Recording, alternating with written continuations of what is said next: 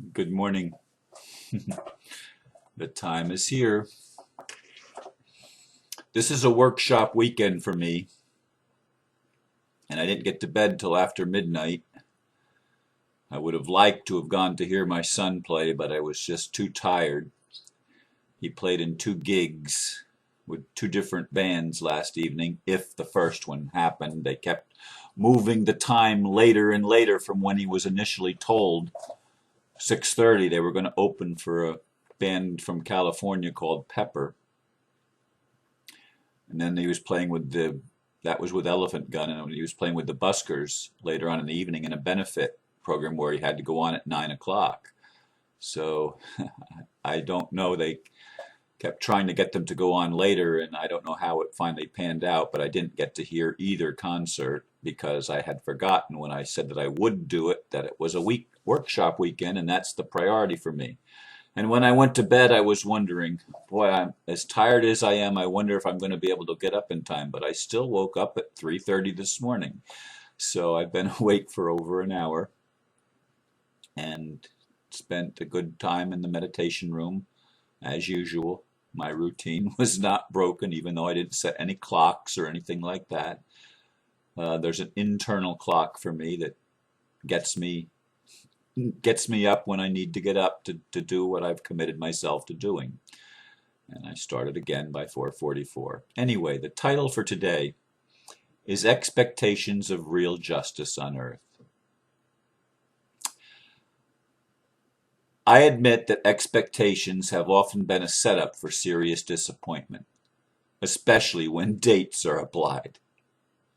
I was disappointed last year when I expected visible changes to occur in the geopolitical world by the end of October, or by 11/11/11 at the very latest.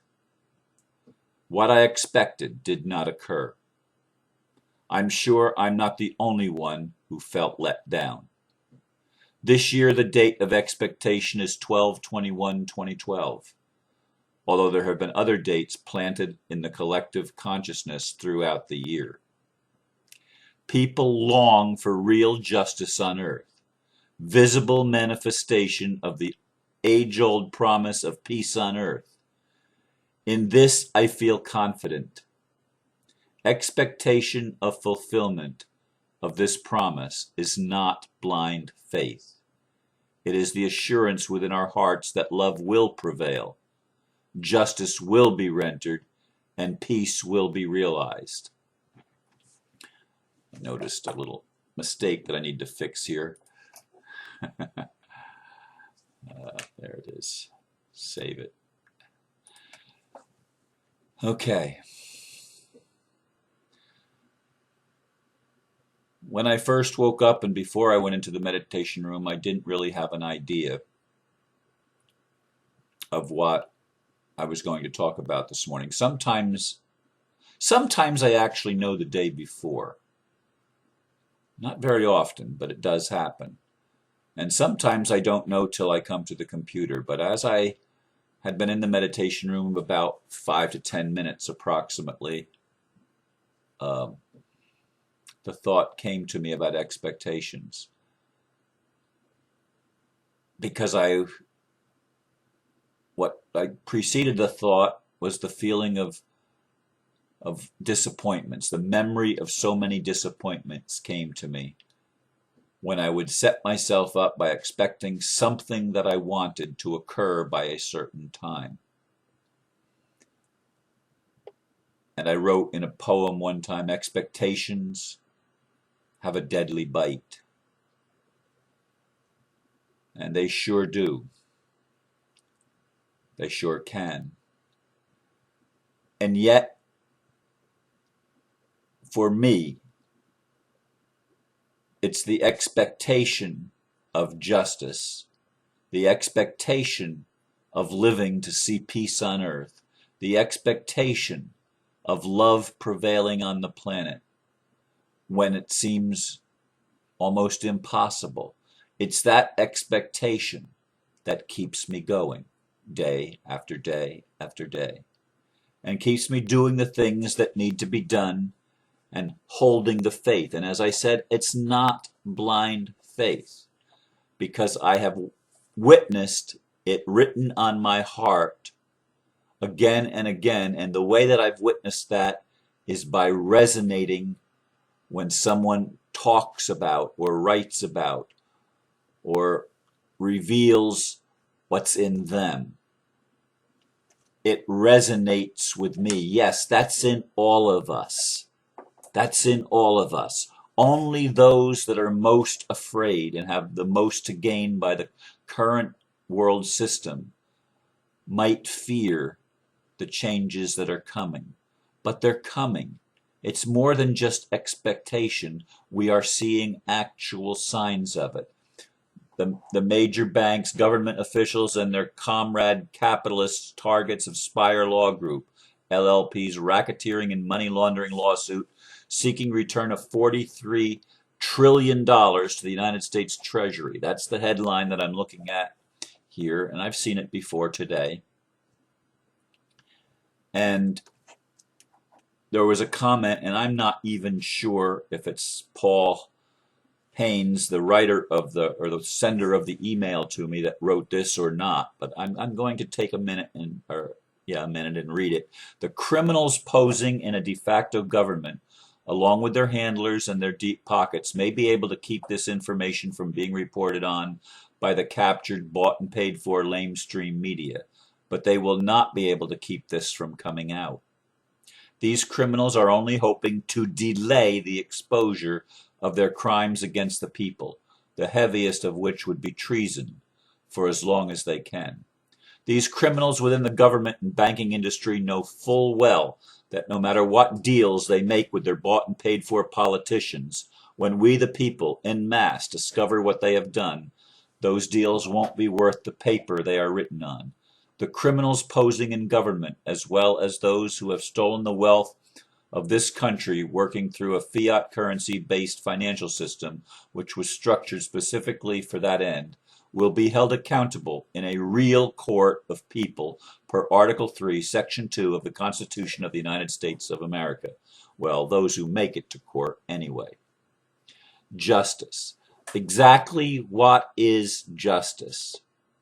Justice is being held accountable for one's deeds. Specifically, what actually occurred. Not so much what one may have wanted to do, but what one actually did.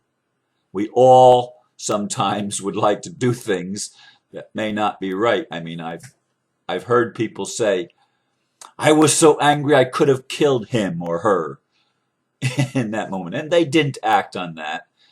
And we've had thoughts like that where we get filled with our rage and stuff like that. And that's part of the human experience, to experience something like that. But many people have carried out atrocities against the human family. And nowhere has that been more easily accomplished than through the current monetary system. One of my friends again made a video, almost a half an hour, I believe it was, from Vermont, saying that money is evil. That's his belief system. But it is the financial system that is the real evil, not the money itself. Money he says he's tired of listening to people say that money is innocent or money is neutral. Yes, it is neutral. It's how we use it. We could use money to make a beautiful world as a means to an end. It's not the money itself that's keeping things from justice from happening. Although it is the monetary system that's keeping justice from happening, because the monetary system and those that control it control the governments, control the media, control the education system, control the pharmaceutical industry and the medical system, and control much of the legal system. But that is changing. I want you to understand that there are signs of real things, of visible things happening in the world. Last year we did have the Occupy movement and the rebellion beginning at the beginning of the year in Egypt, beginning actually at the Christmas service in 2010. It began there. the visible changes began. Now, were some of these changes, some of these mass demonstrations, created by the Illuminati, created by the ones that are harbingers of injustice rather than harbingers of justice? Is even if they are the ones that helped foment these crises, if you will, because of trying to create problem reaction solution, they're not going to be the ones that reap the benefit of the awakening that's going on. The people, we the people, are going to see real justice on earth. That's not a blind faith expectation.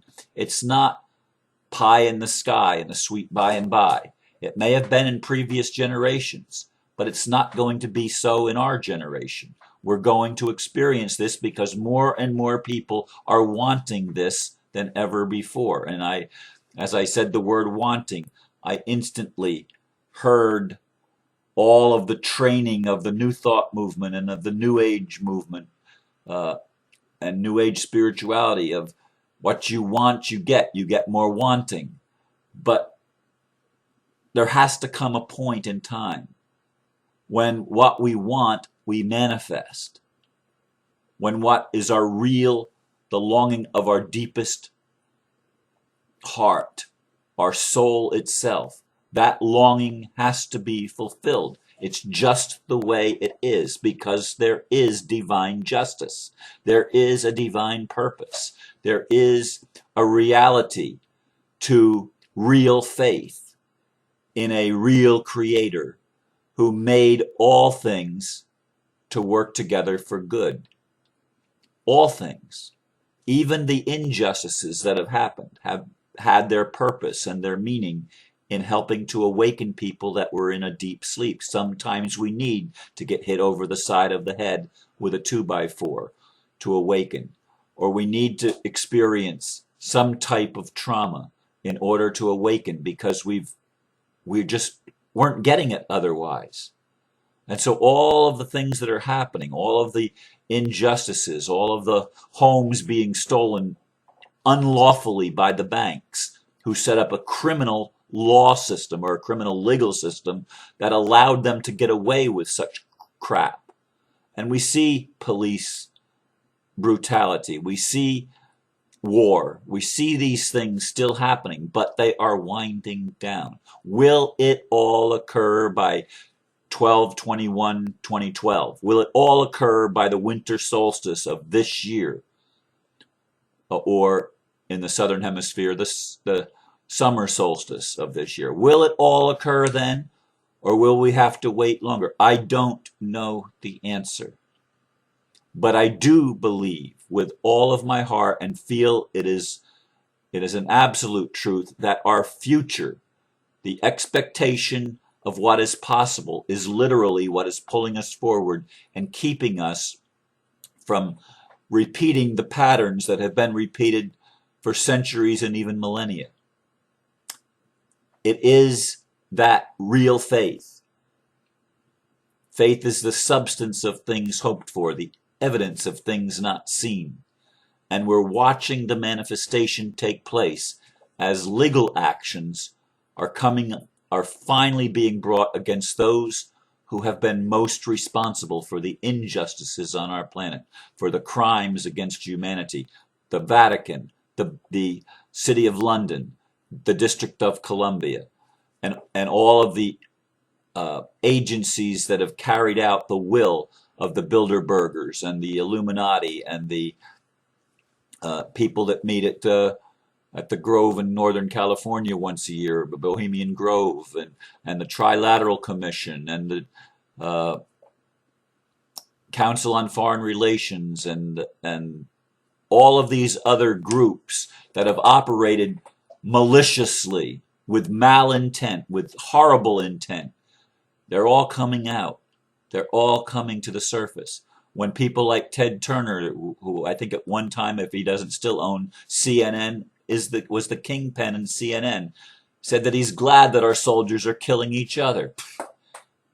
Give me a break. This is the kind of mentality of these psychopaths that have been ruling our world. It's important that we recognize the need for justice, just as it is important that we recognize that the role they are playing is also a manifestation of our own shadow, the shadow of collective humanity that's in each of us. This has been a message of mine for a long time. It's not a new message. It's been repeated in different ways on different days, but it's the same message: to hold out for you the torch of freedom and the hope that changes you and changes the world. This is where we are, nearing the end of October in 2012. Tomorrow will be the 1-year anniversary of the end of the ninth wave as I understood it last year. And I still haven't seen all the visible changes that I believe we are on the threshold of. We were on the threshold then. It is still the threshold. This is no time. It is the fulfillment of all time. Thank you for listening. Namaste.